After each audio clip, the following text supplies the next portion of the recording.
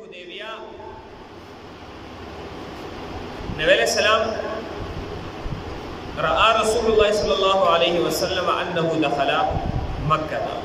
نبی علیہ السلام خوب ولیدل. په خوب کې نبی علیہ السلام ولیدل نبی علیہ السلام مکې ته هغه داخليږي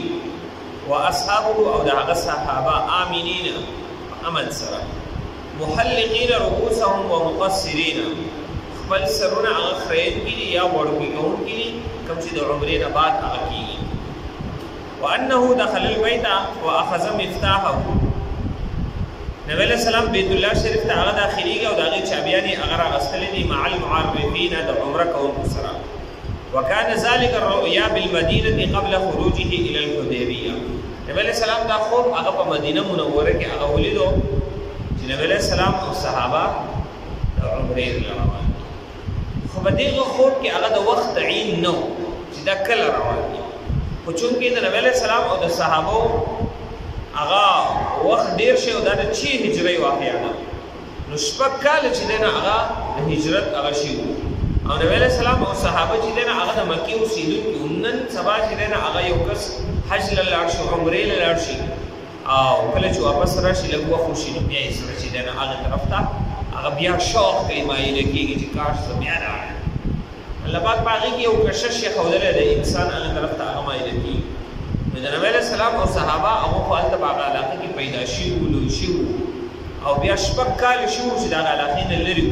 کله چې نبی علیہ السلام دا خوب ولید او صحابه ته نبی علیہ السلام واورو نو د ټول زړه راوچت شو چې ولاړ نو دی روان شول صحابه او نبی علیہ السلام دی روان شو. ان رسول الله صلی الله علیه وسلم دخل بیته حدیث کې راځي نبی علیہ السلام خپل کور ته داخل شو فاغتسل غسل ولبس ثوبين من نسج صحن. دیو علاقه دا زهد دا هغې د علاقې کپړه چې دی نبی علیہ السلام دوه کپړې هغه واغوستې یو لږ او یو چې دی نه هغه څادر غسل یې وکړو نبی علیہ السلام کپړې هغه بدلې کړې. ورکب ناقته القصوى. نبی علیہ السلام اوښه قصوى هغې باندې نبی علیہ السلام راووت په هغې باندې هغه سور شو من عند بابه دروازه کې. وخرج بأم سلمة معه. نبی علیہ السلام سره په دې سفر کې هغه ام سلمه رضی الله تعالی عنها ام منیع اسماء بنت عمر ام عماره اشهلیه دا زنانه وسره هم شریک شو. وخرج معه المهاجرون والانصار. او نبی علیہ السلام سره مهاجرین او انصار هغه هم روان شول. ومن لحق به من العرب لا يشكون بالفتح للرؤيا المذكوره. نور دا على عرب علاقه خلق وسره هغه هم روان شول. وليس معهم سلاح الا السيوف. دغه صحابه سره د تورونو علاوه بل سره او دا توري هم په نیام کې پرتی وي او په کجاوه کې د کم اسونه وغیرہ د هغه سره تک د خوراک په سامان کې پرتی وي. مطلب دې د جنگ په اراده نو روان چې اراده نو روان اصله نو رجلن هغه نو راستل د تورو په یو سیسو چې دا د عربو علامت دا به چې د هغه خامه او د جنگ په اراده کې روان نور اصحاب او بیا مو دي او نو غشي. خو په دغه موقع کې صرف توري وي هغه په کجاوه کې په نیامونو کې هغه پرتی وي ځکه دی عمرې روانو جنگ له هغه نه دینه مخکې چې دی نه هغه یو کال مخکې هغه خندق موقع راغلی او جنګونه شوي دي بدر او احد هغه هم شوي خو لیکن په دې موقع باندې د جنګ له هغه نه روان. او وساق الهدي فصار رسول الله صلی الله علیه وسلم یوم الاثنين.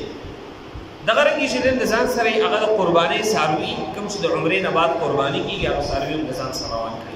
نبی علیہ السلام د پیر په ورځ باندې هغه ووتلو بهلال ذی القعده د ذی القعدې په 1 تاریخ باندې نبی علیہ السلام د پیر په ورځ باندې ووتو سنه 6 د 6 هجری په ذی القعدې په 1 تاریخ باندې د پیر ورځ نبی علیہ السلام ووتلو حتی نزل ذل حلیفه. کوم کسان چې دلی د هغه ذل حلیفه غوړې دلی هغه علاقه کې چې نبی علیہ السلام پړاو ورسو مدینه روان شو ذل حلیفه کې هغه پړاو ورسو. په دغه ځای کې بصل الظهر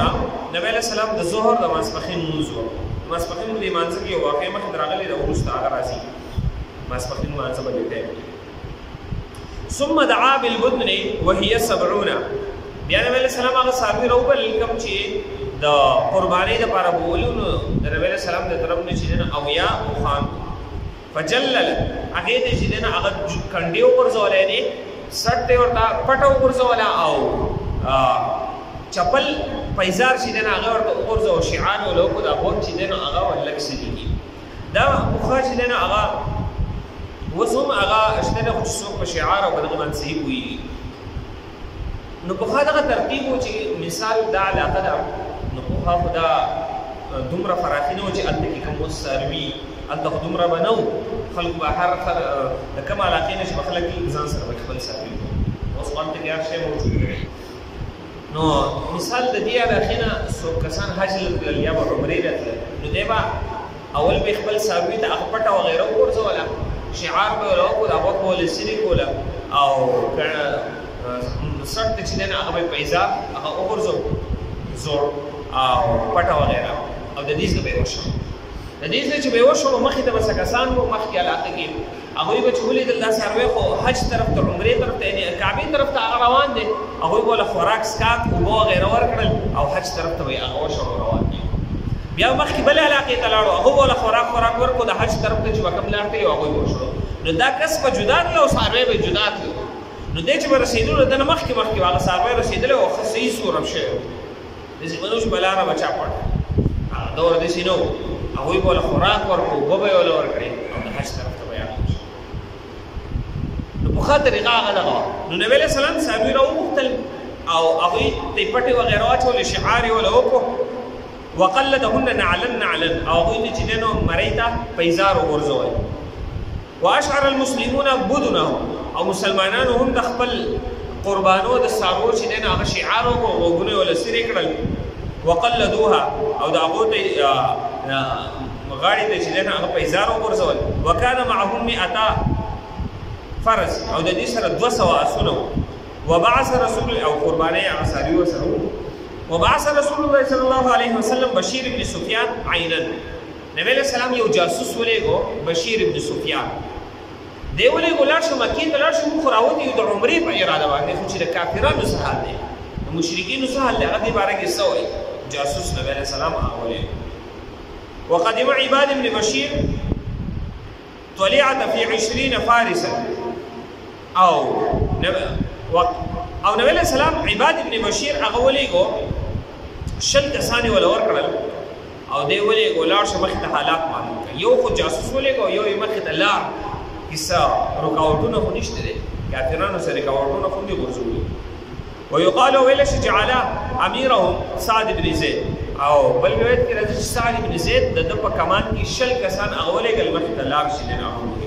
ثم صلى ركعتين بیا نبی علیہ السلام 2 رکعات موضوع او رکیبه من باب المسجد بذوالحلیفه ذوالحلیفه کوم مسجد د هغه د دروازې په دغه ځای کې هغه نبی علیہ السلام سورلې ته وختو فلما انبعث راحله مستقبله القبلة احرم بالعمره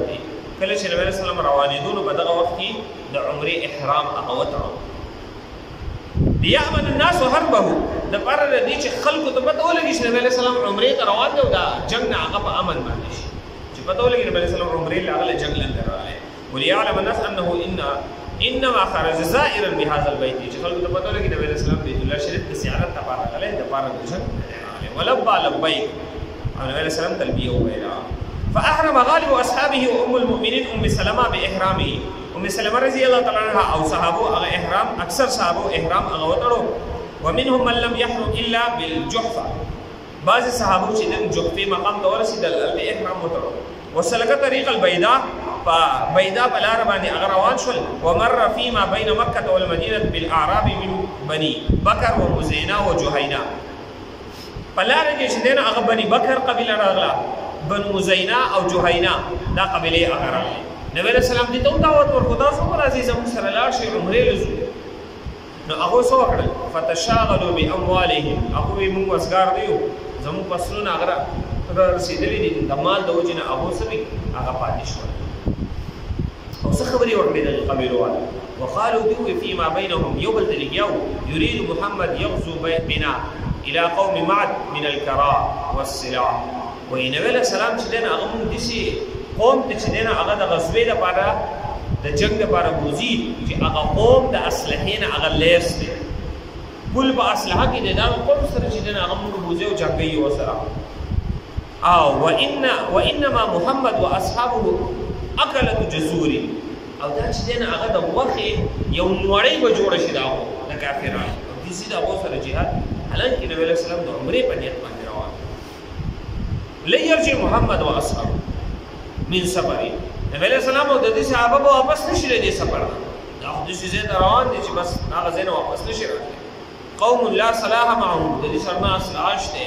نو سره بل څه شته او روان ثم قدم رسول الله صلى الله عليه وسلم ناجية بن جندب مع فتيان من أسلم ومعهم هدايا المسلمين بیا نبی علیہ السلام چې دنه هغه ناجیه بن جندب هغه ولېږو د ده سره ځوانان یې هغه ولېږل او دې چې دنه هغه د مسلمانانو چې کوم د قربانۍ څاروي وو هغه یې ورسره ولېږل چې تاسو لاړ شئ اول نبی علیہ السلام یو جاسوس ولېږو بیا یو صحابي د هغه سره 20 کسان مقدمة الجيش په طور باندې چې تاسو حالات معلوم دي بیا یو صحابي ولېږو د هغه د قربانۍ هغه څاروي هغه ورکړل او مخې ته ولما بلغ رسول الله صلى الله عليه وسلم الجحفه کله چې نبی علیہ السلام جحفه مقام ته ورسېد ګوره دلته مخکې ذکر شو نبی علیہ السلام په ذوالحلیفه کې ما خو د علاقې نه لیدلي تاسو کېدای شي بعضې پکې لیدلي دا ذوالحلیفه مخکې راځي او بیا پسې ورپسې جحفه راځي نو نبی علیہ السلام خو او بعضو صحابو په ذوالحلیفه کې احرام وتړو بیا چې کله نبی علیہ السلام د جحفه مقام ته ورسېدو نو بعضو صحابو هلته احرام وتړو ولأنه كل شيء النبي صلى الله عليه وسلم جحفه مقام تورسيد أمر بشجرة فقم ما تحتها النبي صلى الله عليه وسلم د یونی په خوا کې هغه حکم وکړو چې دلته موږ پړاو ورسو نو نبی علیه السلام د ونې لاندې هغه ودرېدو دغه علاقه کې ونه وه د هغې لاندې ودرېدو فخطب الناس خلکو ته هغه خطاب وکړو فقال نبی علیه السلام فرمایل اني کائن لکم فرطا وقد ترکت فیکم نبی علیه السلام خطبه کړې وه په هغې دا خبره نبی علیه السلام کړې وه ما په تاسو کې دوه څیزونه هغه پرېښودلي دي کله چې تاسو هغه مضبوط ونیسئ لن تضلوا هرګز به تاسو ګمراه نه شئ هغه دوه څیزونه څه دي کتاب الله وسنت نبی کتاب الله او د نبی علیه السلام سنت یعنې قرآن مجید او احادیث دا ما تاسو ته پرېښودلي دي که تاسو دا مضبوط ونیول تاسو به هرګز چېرته به هغه ګمراه چې دی نه هغه نه شئ نو په جحفه مقام کې نبی علیه السلام دا خطاب وکړو ولما ابلغ المشركين خروج رسول الله صلى الله عليه وسلم هر کله چې مشرکین ته د نبی له سلام دراوتلو دا خبر ورسې چې نبی له سلام او د صحابه راوتلي دي اجتمعوا دې راجمع شو وتشاوروا او مشورې وکړه يريد محمد ان يدخلها علينا في جنوده ومعتمرا دا مشورې وکړه چې ګوره نبی له سلام او د هغه لښکر هغه راغلي دي او په موږ باندې حمله کول غواړي نو په ابس کې مشوره وکړه بیا چې دی نه هغه دي خالد ابن ولید رضی الله تعالی عنه چې په دغه وخت مسلمان شوی نه و ده ته یې څه کسان حواله کړل چې ته لاړ شه او د نبي علیه السلام مخې ته وځه او هغه منع کړه مخې ته یې مه راپرېږدې نو دی راووتو خالد ابن ولید چې په دغه وخت کې هغه مسلمان شوی نه و 200 فارس 200 کسان ورسره وو خو بیا د ده سره په لاره کې چې دی نه هغه د احابیش او ثقیف د دې چې دی نه هغه زنانه او هلکان دا ورسره هغه هم ملګري شو په دې لښکر کې 200 خو دې نه مکې نه راوتې او بیا ورسره په لاره کې هم څه کسان هغه ملګري شو او دې چې دی نه هغه مخې ته پړاو وغورځو فعسكروا هنا واجمعوا على منع رسول الله صلى الله عليه وسلم من دخول مكه دې چې دی نه هغه مخې ته هغه ودرېدل نبی علیه السلام او صحابه هغه په جحفې مقام کې او دې د جحفې مخې ته چې دی نه هغه پړاو وغورځو او هلته چې دی نه هغه لښکر د ترتیب هغه ورکړو په دغه وخت کې د نبی علیه السلام هغه جاسوس بشر بن سفیان کوم چې نبی علیه السلام مکې ته لېږلی ولاړ شه جاسوسي وکړه څه صورتحال دی هغه واپس راغی نو نبی علیه السلام ته خو د خالد بن ولید غالبا د دغې لښکر پته هم نه وه صورتحال پته نه وه خو دغه جاسوس راغی هغه ورته حلوي عين له من مكة فلقى رسول الله صلى الله عليه وسلم بغدير الاشتات النبي عليه السلام في بغدير الاشتات مقام کې میلاو شو وراء اسفان فقال يا رسول الله هذه قريش دي قريش ته دا خبر رسیدلی چې ترا وتلې او دې چې دنه هغه ستا خلاف د جنگ اعلان کړی او خالد ابن ولید هغه چې دنه هغه په مقدمه الجيش په تور باندې هغه را لېږلی دی او لښکر چې دنه هغه د په دې نږدې علاقه کې دی نبی علیه السلام په دغه وخت کې خپل قوم ته هغه خطاب کړی صحابو ته خطاب کوي خطاب خلاصه دا ده دلته چې بیا به وکړ شي نبی علیه السلام خطاب کوي چې موږ راوتلي وو د عمرې په اراده باندې خو دا خالد بن ولید او د ده دا لښکر هغه مخې ته راغلی دی نو تاسو نه زما مشوره طلب کوم چې موږ وسو نبی علیہ السلام یا معاشر المسلمین اشیروا على اترون ان اميل على زرار هؤلاء الذين عانوا فنصيبوا تاسو ما د مشوره راکې زه د خلکو سره جنگ وکم تاسو څه خیال دې باره نو نبی علیہ السلام چې کله مشوره طلب کړه فقال ابو بکر یا رسول الله ابو بکر رضی الله عنه پاسې نه د الله رسوله خرجت عامدا لهذا البيت مو خراوتلی د دې لپاره چې موږ عمره لا تريد القتال احد مو خود القتال او د جنگ اراده نه کړی چې چا سره جنگ وکړو خو لیکن فمن صدنا څوک چې موږ منع کوي قاتلناه موږ سره جنگ چې یو سړی نه غلاریږي او جنگ کې زموږ سره موږ خامخا جنگ کوو دغه سره ووافقه على ذلك اسید